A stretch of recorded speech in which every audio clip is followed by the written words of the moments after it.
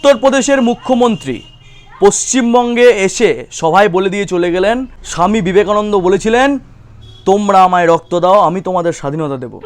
পরক্ষণে তিনি সেটা ঠিকও করে নেন যে হ্যাঁ, নেতাজি বলেছিলেন তোমরা আমায় রক্ত দাও আমি তোমাদের স্বাধীনতা দেব। তারপরে আমাদের পশ্চিমবঙ্গের মুখ্যমন্ত্রী মমতা ব্যানার্জি সভায় দাঁড়িয়ে বললেন জালিয়ানওয়ালাবাগের হত্যাকাণ্ডের পর গান্ধীজি লিখেছিলেন এ মণিহার আমার নাহি সাজে, দিয়ে গান্ধীজি নাইট উপাধি ত্যাগ করেন। গান্ধীজি নাইট উপাধি ত্যাগ করেছিলেন। বুঝতে পারছো ব্যাপারটা কি? কেউ কিন্তু 1 ইঞ্চি কাউকে জায়গা ছাড়ছে না। তুই ভুল বললে আমিও ভুল বলবো, তুই ইতিহাসকে বিকৃতি করলে আমিও ইতিহাসকে বিকৃতি করব।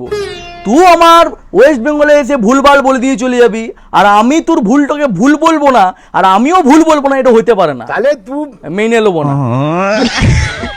এখানে তো ইতিহাসের গল্প চলছে, ওইদিকে 13 + 4 = 21 হয়েছে।